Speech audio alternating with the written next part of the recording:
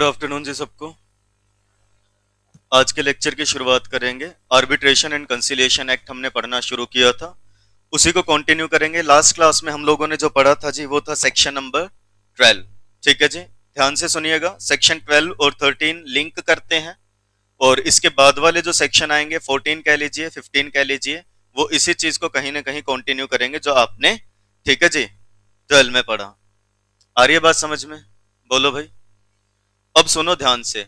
Section 12 में हमने क्या पढ़ा था? बोलो भाई। सेक्शन 12 में हमने पढ़ा था, ध्यान दे लेना, मैंने पहले भी कहा था बच्चा क्या गलती करता है जी, 12 और 13 को मिक्स कर देता है। किसको? 12 और 13 को। फर्क क्या है आज समझ लेना इस चीज को, और अच्छे से समझ लेना। सेक्शन 12 बताता है ग्राउंड्स फॉर चैलेंज। ठीक है जी, चैलेंज करने के ग्राउंड्स क्या है, किस बेसिस पे आप चैलेंज कर सकते हो किसी को। और 13 बताता है चैलेंज प्रोसीजर, चैलेंज कैसे करोगे। ठीक है, ध्यान दीजिएगा, चैलेंज प्रोसीजर। 12 किस बारे में बात करता है जी? Grounds for challenge. और 13 बात करता है चैलेंज प्रोसीजर। बात समझो, 12 ये कहता है किस बेसिस पे शिकायत कर सकते हो। 13 बताता है शिकायत करने का प्रोसेस क्या होगा, तरीका क्या होगा। जैसे मान लो आप अभी क्लास में हो और मैं कहता हूं अगर कभी भी बच्चा, कोई भी बच्चा आपस में, ठीक है जी, मान लो एक दूसरे के साथ मार पिटाई करे, तो इस बेसिस पे आप क्या कर सकते हो? तुरंत आकर के डायरेक्टर ऑफिस में कंप्लेंट कर सकते हो। ठीक है, छोटी मोटी बातों के लिए मत आना कि जी इसने मेरे को, मेरी कॉपी इसने रख ली है ना, सर इसने मेरे को पीछे से ऐसे टच कर दिया, ठीक है जी, इसने मेरी कॉपी पे पेन चला दिया। मैंने बोला आप डायरेक्टर ऑफिस में आ सकते हो तुरंत प्रभाव से। कब? अगर कोई भी बच्चा आपस में, आप खुद नहीं, कोई भी क्लास में भी किसी ने भी ऐसा कभी हो जाए तो आप आ जाना। यह है ग्राउंड्स जिस बेसिस पे आप क्या कर सकते हैं जी, आ सकते हैं कंप्लेंट करने के लिए। और प्रोसीजर, प्रोसीजर मैंने ये कहा कि आप कैसे आएंगे जी, आप जब आओगे रिटर्न में ये चीजें दे देना लिख करके, वो हो गया प्रोसीजर। तो इसी तरीके से मैं फिर से बता रहा हूं, डिस्प्यूट मैंने आपको कहा था मेरा और इनका डिस्प्यूट है, और हमने शोभित को क्या किया है जी, अपॉइंट किया है आर्बिट्रेटर के तौर पे। कहां है?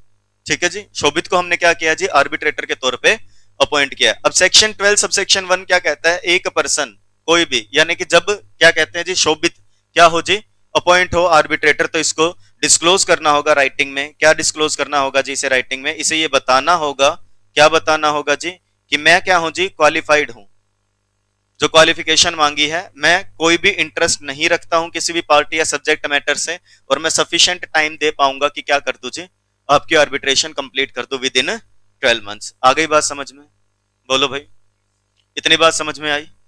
सबसेक्शन 2 क्या कहता है? सबसेक्शन 2 ये कहता है कि अपॉइंटमेंट से लेकर के कभी भी किसी भी मोमेंट पे ऐसा हो जब आर्बिट्रेटर को ये लगे कि मेरा कोई इंटरेस्ट क्रिएट हो चुका है जी, या मेरा कोई रिलेशन क्रिएट हो चुका है किसी पार्टी या सब्जेक्ट मैटर के साथ, तो वो क्या करते जी, तुरंत प्रभाव से किसको बता दे, ठीक है जी, पार्टीज को इन्फॉर्म कर देगा। ये पढ़ा था सबसेक्शन 2 में। और सबसेक्शन 3 मैंने कहा था सबसे जरूरी, ये बताता है ग्राउंड्स फॉर चैलेंज, कि किस बेसिस पे आप क्या कर सकते हो जी, चैलेंज कर सकते हो। सेक्शन 12 सबसेक्शन 3 स्टेट्स दैट कि एक आर्बिट्रेटर को क्या किया जा सकता है जी, चैलेंज किया जा सकता है। सिर्फ और सिर्फ कब? बोलो भाई, जब कुछ ऐसे सर्कमस्टांसेस है जिससे आपको डाउट हो रहा है कि वो इंडिपेंडेंट या इम्पार्शियल नहीं रहा, या उसके पास वो क्वालिफिकेशंस ना रही जो आपने मांगी थी। इन बेसिस पे आप क्या कर सकते हो जी, चैलेंज कर सकते हो। सेक्शन 12 में सबसे जरूरी बात यह है। अब इसका यह मतलब नहीं कि बाकी सेक्शन 12 जरूरी नहीं है, 12 में हमारे जो काम आएंगी वो ये बातें आएंगी। इतनी बात समझ गए? आइए अब डिस्कस करते हैं सेक्शन नंबर 13, चैलेंज प्रोसीजर। एक आर्बिट्रेटर को कैसे चैलेंज करना है। अब कायदे से वैसे तो मैं इसको ऐसे भी पढ़ा सकता हूं, सबसेक्शन 1, सबसेक्शन 2, सबसेक्शन 3, सबसेक्शन 4, ऐसे सीक्वेंस में, बट हम एक बार मॉड्यूल के अनुसार चलेंगे और आप देखना चीजें कैसे जुड़ेंगी। क्योंकि मैंने वहां पे क्या किया था, जब सेक्शन 11 पढ़ा तो हमने ऐसे सीक्वेंस में पढ़ा था 1 2 3 क्या कहते हैं। अब दूसरा तरीका अडॉप्ट कर रहे हैं कि अगर सबसेक्शन पहले आ जाए कोई, कैसे समझो। Section 13 of the act contains detail provision regarding challenge procedure. मतलब सेक्शन 13 एक्ट का क्या कहता है जी, डिटेल्ड प्रोविजंस बताता है किसके बारे में, चैलेंज प्रोसीजर के बारे में, कि कैसे चैलेंज कर सकते हो। Section 13 contains detailed provisions regarding challenge procedure. How can you challenge arbitrator. आई बात समझ में? और इस चीज के लिए पता है क्या बोला गया? इस चीज के लिए बोला गया, अब ध्यान देना, subsection 1 provides that subject to the provisions of subsection 4। आ गई ना वही बात? सबसेक्शन 1 कहता है किसको ध्यान में रखते हुए? सबसेक्शन 4 को ध्यान में रखते हुए, the parties are free to decide, free to agree on a procedure for challenging an arbitrator. कुछ ऐसा ही पढ़ा था section 11 subsection 2, subject to the subsection 6 parties are free to decide the procedure for appointment of an arbitrator. तो वैसे ही बात यहां भी लिख दी कि जब बात आई चैलेंज प्रोसीजर, मतलब चैलेंज करना है, किसको चैलेंज करना है? आर्बिट्रेटर को। क्या करो? बोले जी सेक्शन 13 सबसेक्शन 1 बोला, सबसेक्शन 4 को ध्यान में रखते हुए parties are free to agree, parties की मर्जी है, जैसा दिल करे वैसा प्रोसीजर क्या कर लेना जी? डिसाइड कर लेना। किस चीज का? आर्बिट्रेटर को चैलेंज करने का। आ गई बात समझ में? बोलो भाई। Parties are free to decide procedure, किस चीज को? चैलेंज करने के लिए। किसको? आर्बिट्रेटर को। बस किसको ध्यान में रखना? सबसेक्शन 4 को। अब कायदे से होना क्या चाहिए? जैसे ये बात आती है हमें सबसेक्शन 4 की तरफ जाना चाहिए। आई बात समझ में? क्योंकि हमने पढ़ा अभी सबसेक्शन 4 बोला हमने, लेकिन मैं आपको इस रूट से ना ले जा करके पहले ये दिखाना चाहता हूं कि देखो अगर आप मॉड्यूल को पढ़ो सीक्वेंस में, वैसे मैं आपको बता दूं, ये रहा देखो, ठीक है जी, ये 2 रहा और ये 4 रहा, अभी आएगा 4, सीक्वेंस में ही दिया गया। लेकिन जब तक 2 नहीं पढ़ते हैं 4 इतने अच्छे से समझ में आता नहीं है। तो कायदे से हमें कहाँ जाना था? वैसे तो 1 के बाद 2 पे, लेकिन हम क्या करेंगे, एक बार मॉड्यूल को फॉलो करेंगे। हम दोनों तीनों तरीके सीख लेंगे कि बेयर एक्ट को पढ़ते हैं तो कैसे पढ़ते हैं, मॉड्यूल के अनुसार चलना है तो कैसे चलना है। अभी तक हमने सबसेक्शन 1 में ये पढ़ा कि सबसेक्शन 1 कहता है जी सबसेक्शन 4 को ध्यान में रखते हुए पार्टीज फ्री हैं क्या करने के लिए? एक प्रोसीजर डिसाइड करने के लिए। Subsection 4 states that if a challenge under any procedure agreed upon by the parties or under the procedure under subsection 2 is not successful, मतलब सबसेक्शन 4 ये कहता है जी कि पार्टीज ने जो प्रोसीजर डिसाइड किया था, लिखा है ना, if a challenge under any procedure agreed upon by the parties, दूसरा और under the procedure under subsection 2 is not successful, यानी कि पार्टीज वाला कह लो जी या सबसेक्शन 2 वाला कह लो, क्या हो जाए? फेल हो जाए। तो the arbitral tribunal shall continue the arbitral proceedings and make an arbitral award. तो पार्टीज का जो आर्बिट्रेशन चलाने वाला आर्बिट्रेटर है, जिसको हम आर्बिट्रल ट्रिब्यूनल के नाम से जानते हैं, वो क्या करेगा जी? कंटिन्यू रखेगा और उसके बाद क्या कर देगा जी? आर्बिट्रेशन को कंप्लीट करके अपना फैसला सुना देगा। मतलब क्या है? मतलब सुनना आप ध्यान से।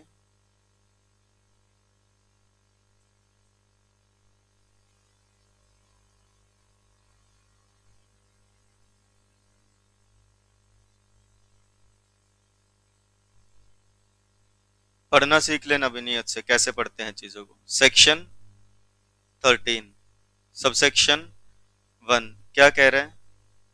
Subject to subsection 4 parties are free to agree, free to agree किस चीज के लिए? Parties are free to agree on challenge procedure. Done. क्या 2 पढ़ा? नहीं पढ़ा। 3 पढ़ा? नहीं पढ़ा। सीधा क्या पढ़ा? 4। 4 ने पता है क्या बोला? इफ, बोलो भाई, प्रोसीजर बाय, 2 तरीके से बता दिया, या तो पार्टीज वाला प्रोसीजर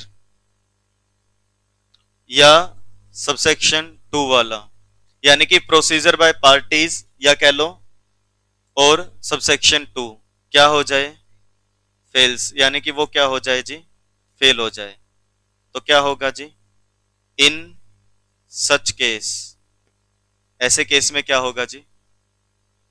आर्बिट्रेशन, बोलो भाई, शैल कंटिन्यू, आर्बिट्रेशन चलती रहेगी एंड आर्बिट्रल अवॉर्ड आ जाएगा, यानी कि क्या होगा जी? फैसला सुना दिया जाएगा। देखिए क्या लिखा है, सबसेक्शन 4 स्टेट्स दैट, सबसेक्शन 4 क्या कहता है जी, if a challenge under any procedure agreed upon by the parties और under the procedure under subsection 2 is not successful, कि दोनों ही चीजें आपकी फेल हो गई, हमने अभी पढ़ा नहीं है सबसेक्शन 2, दोनों ही चीजें क्या हो गई जी, फेल हो गई, तो आर्बिट्रल ट्रिब्यूनल क्या करे जी, आर्बिट्रल प्रोसीडिंग्स को चलाते रहे और क्या करते जी, आर्बिट्रल अवार्ड ले आए। आ गई बात समझ में, बोलो भाई, डन।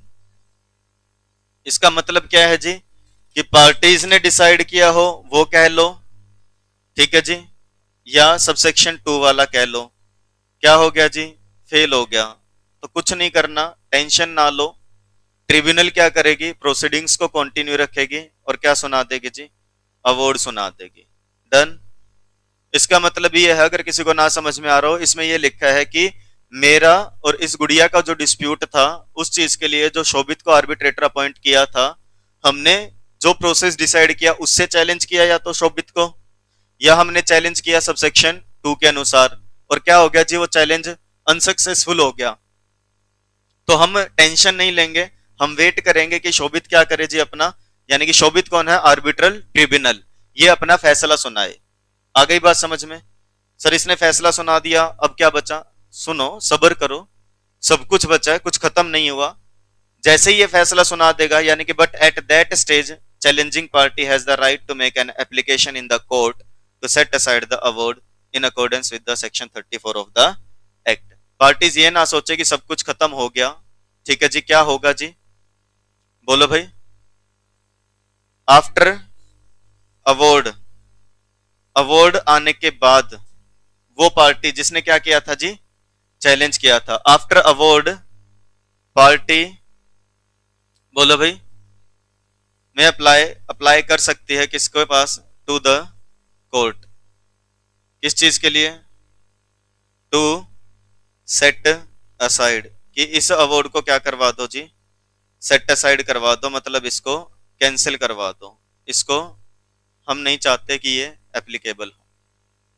और सेट असाइड किसके तहत होता है, अंडर सेक्शन 34, ओके डन, हाँ जी, सब्र कर लो थोड़ा सा, सब समझ में आ जाएगा, अभी सब्र करो, सब्र सब्र, ठीक है जी, ठीक है, दोबारा से सुन लो, अभी जो मैं बोल रहा हूं उतना बता दो, आपको इतनी बात समझ में आ गई कि पार्टीज का अगर डिस्प्यूट हो तो वो क्या कर सकते हैं जी, आर्बिट्रेटर को चैलेंज कर सकते हैं। चैलेंज कैसे करेंगे भाई, तरीका क्या होगा, तरीका ये हो सकता है कि अगर मान लो मुझे आर्बिट्रेटर पे शक हुआ तो मैं पहले इनको बताऊंगा, फिर हम दोनों मिलके इसको चैलेंज करेंगे, कोई भी तरीका हो सकता है, या सीधा मैं चैलेंज कर दूंगा जी, रिटर्न में एप्लीकेशन दूंगा इसको कि भाई आर्बिट्रेटर हम तुम्हें चैलेंज कर रहे हैं, भाई हम फ्री हैं डिसाइड करने के लिए, जो हमारा दिल करे वो प्रोसीजर हम डिसाइड कर सकते हैं, ऐसा सबसेक्शन 1 कह रहा है, कि 4 को ध्यान में रख लेना, और 4 ने बता ही दिया कि पार्टीज ने अगर डिसाइड किया था और वो फेल हो गया,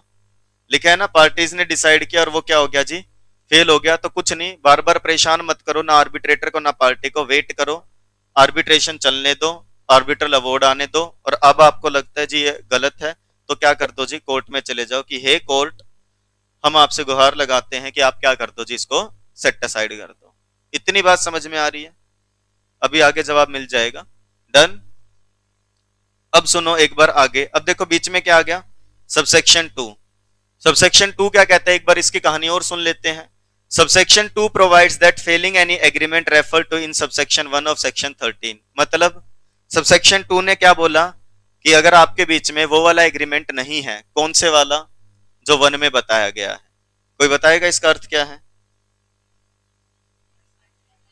पार्टीज डिसाइड नहीं कर पाई। अब सुन लो कहानी, अब सीधी कहानी सुना रहा हूं, ऐसा ही लिखा है ना, सब सेक्शन 13 सबसेक्शन 1 क्या कहता है, parties are free to decide challenge procedure, यही कहता है, इसमें कोई डाउट हो तो बता दो, यही कहता है, पार्टीज क्या है, फ्री है, डिसाइड कर ले अपना चैलेंज प्रोसीजर। सबसेक्शन 2 ने क्या बोला, यही तो बोला, इफ पार्टीज, बोलो भाई, fails to decide challenge procedure.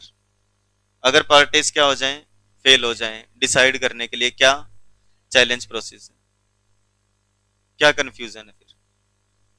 बस उन्होंने ये लिखा है, बार बार थोड़ी बोलेंगे चैलेंज प्रोसीजर, लोग को तो यही लिखना पड़ेगा सबसेक्शन 2 क्या कहता है कि सबसेक्शन 1 वाला काम नहीं हो पाया। 11 में क्या पढ़ा था? 11 में भी तो ऐसा ही पढ़ा था, सबसेक्शन 2 कहता है parties are free to decide the appointment procedure, और 3 में ये पढ़ा था कि पार्टीज अगर डिसाइड नहीं करती है तो ऐसे अपॉइंट कर लेना।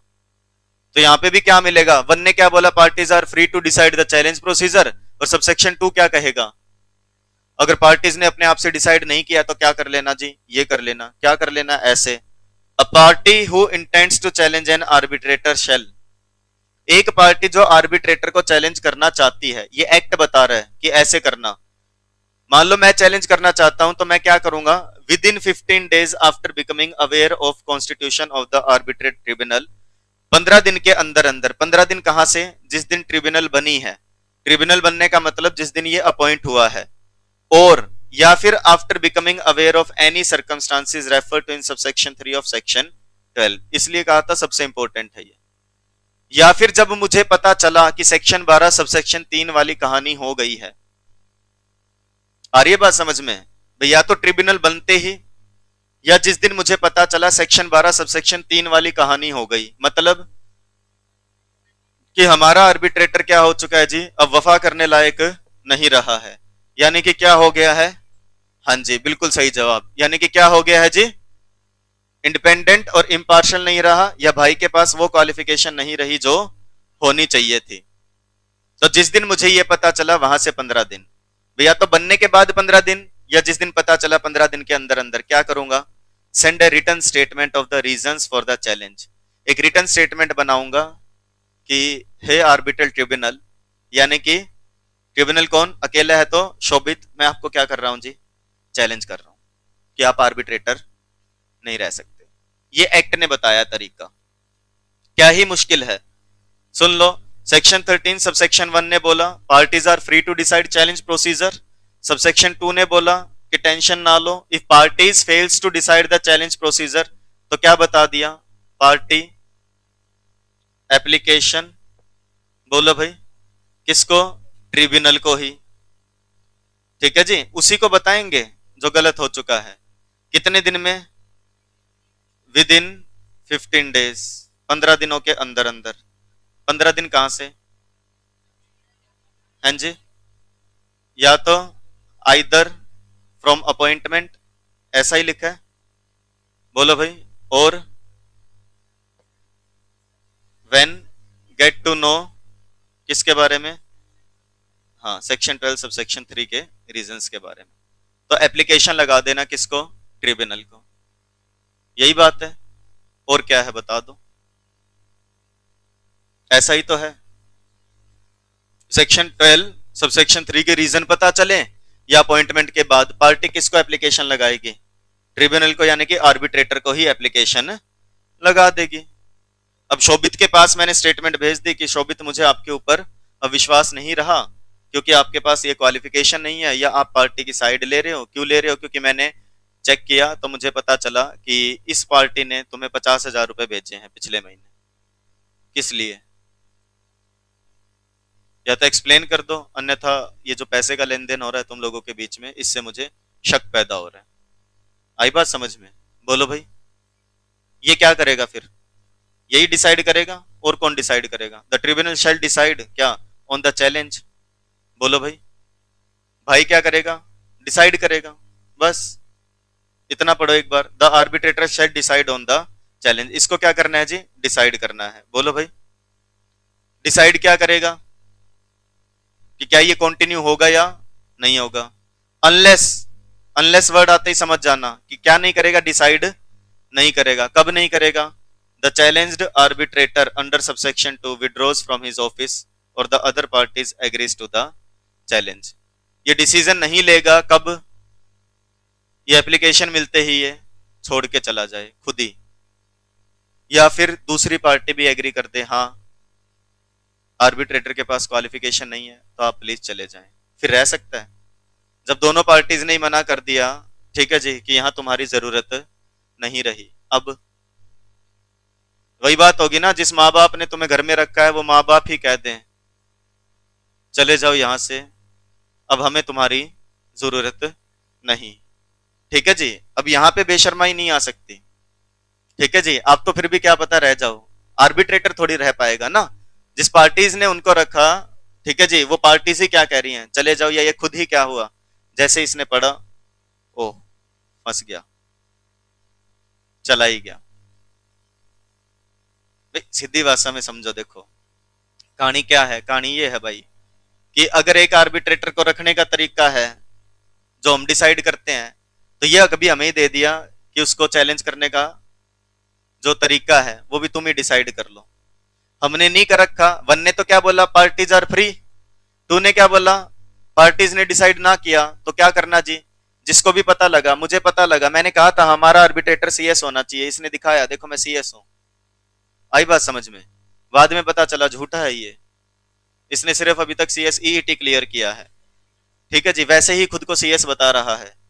और मैंने दूसरी पार्टी को बोला कि देखो यशिका, ठीक है जी, सॉरी यंशिका, कि क्या कह रही है जी कि यंशिका देखो ये सीएस नहीं है हमारा आर्बिट्रेटर।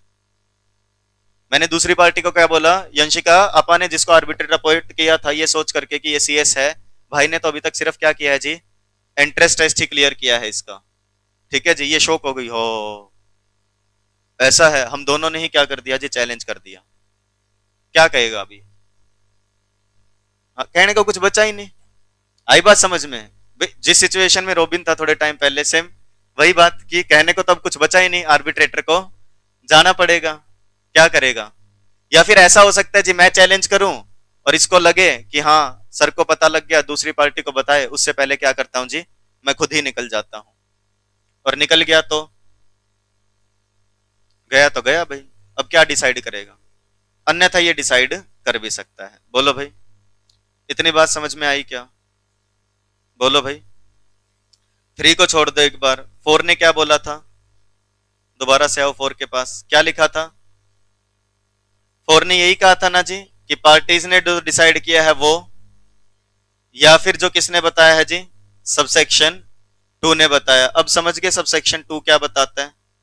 सबसेक्शन टू क्या कहता है, एक पार्टी चैलेंज कर सकती है किसको, आर्बिट्रेटर को। आ गई बात समझ में?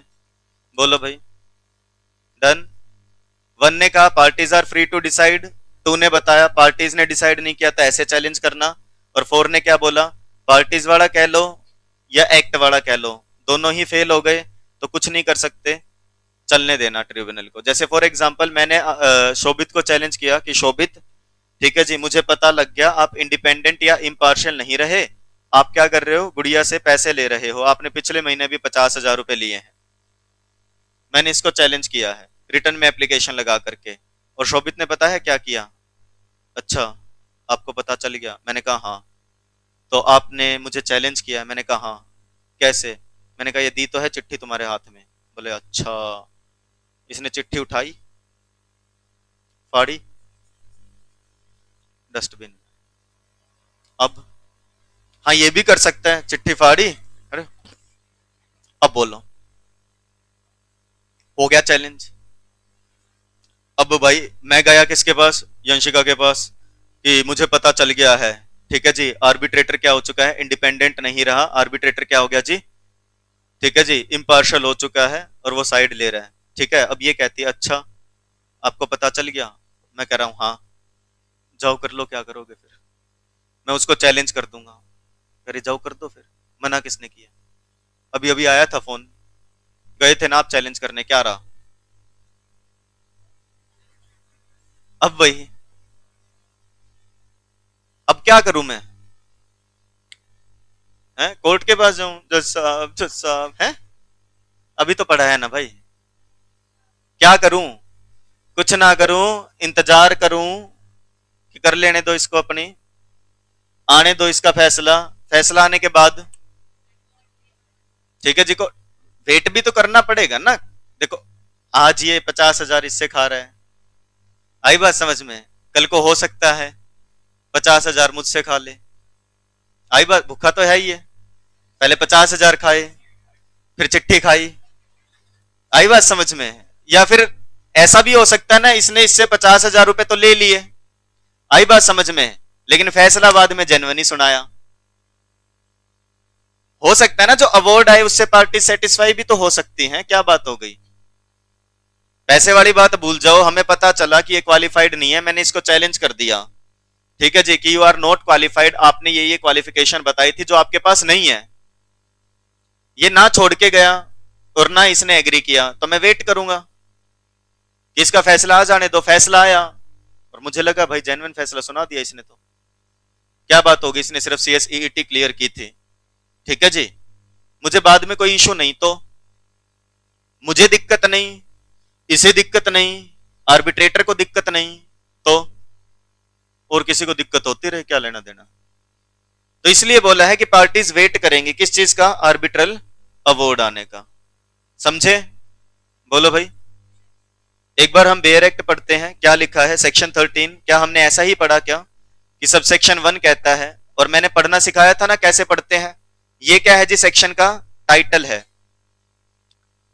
क्या सेक्शन 13 खुद को एक्सप्लेन कर रहा है? पहले नहीं कर रहा, तो इसको हम क्या पढ़ेंगे, सबसेक्शन 1। सबसेक्शन 1 क्या कहता है, subject to subsection 4 parties are free to agree on a procedure for challenging an arbitrator, यही अपा ने पढ़ा जी। क्या सबसेक्शन 2 में ऐसा पढ़ा, फेलिंग टू एनी एग्रीमेंट, की पार्टीज ने मान लो कोई एग्रीमेंट नहीं किया और एक पार्टी जो चैलेंज करना चाहती है किसको, आर्बिट्रेटर को, वो क्या करे जी, 15 दिन के अंदर अंदर, 15 दिन कहां से, जब क्या हुआ है जी, ट्रिब्यूनल शुरू हुई है, या जब उसको पता लग गया सेक्शन 12 सबसेक्शन 3 के तहत, क्या कर देगी जी, रिटर्न स्टेटमेंट भेज देगी, किसको, ट्रिब्यूनल को, रीजंस के साथ।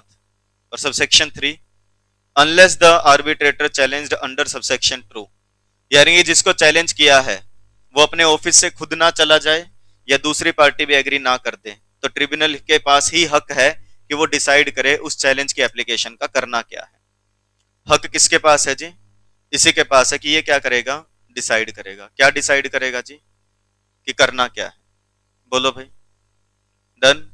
ये सबसेक्शन 3 कहता है, इसीलिए मैंने बेयर एक्ट ओपन किया था, आप समझ गए होंगे बाकी अब कि आपको क्या करना है जी, यहां से ऐसे एरो लगा करके लिख लेना, ये सबसेक्शन 3 ने बोली है ये बात।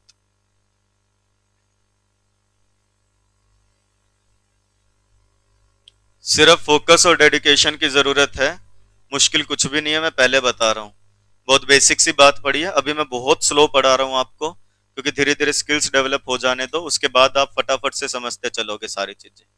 और मुझे नहीं लगता अब इसमें कोई बहुत बड़ी कहानी बची होगी, ठीक है। 11 पढ़ा था, 12 पढ़ा था, अब 13 समझ चुके हैं। 13 क्या कहता है, अगर किसी बच्चे को सबसेक्शन नहीं याद हो रहे हैं अभी, तो आप डायरेक्ट ऐसे याद करो कि section 13 states that parties are free to decide the challenge procedure for an arbitrator.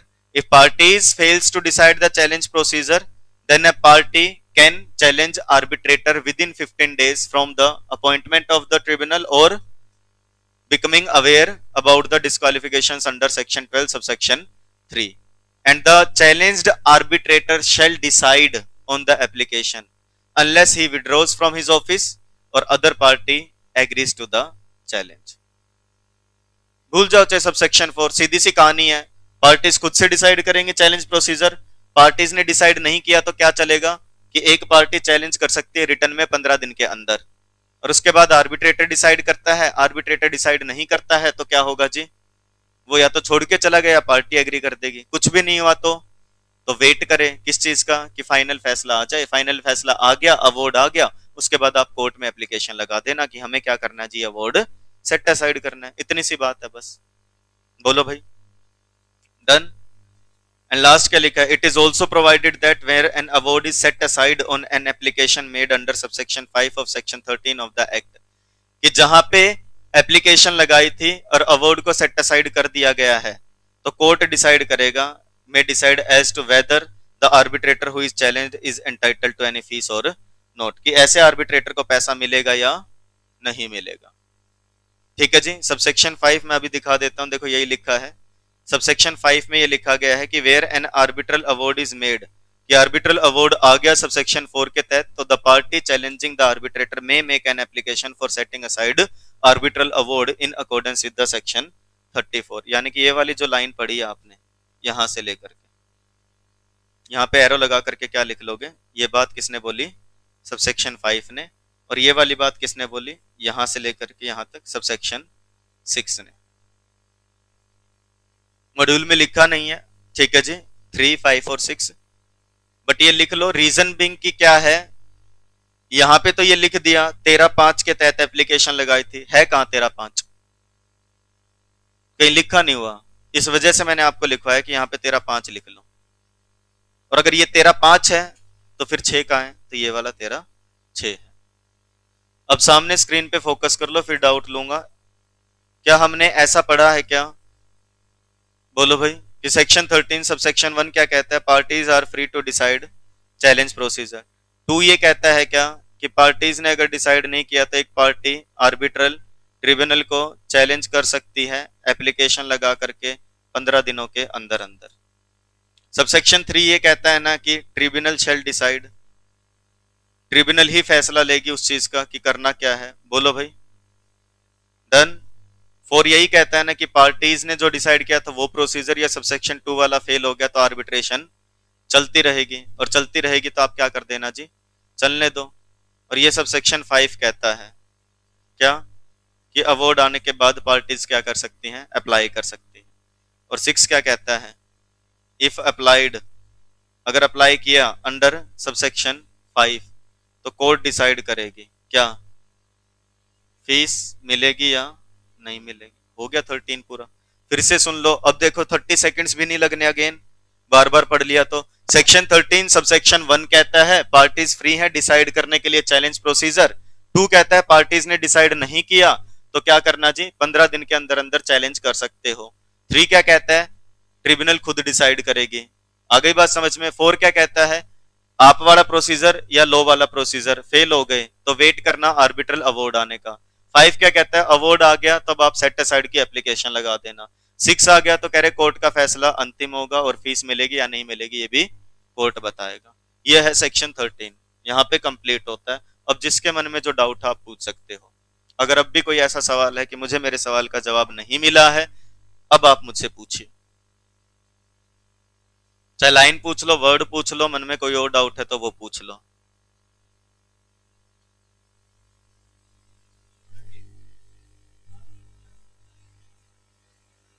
हाँ जी,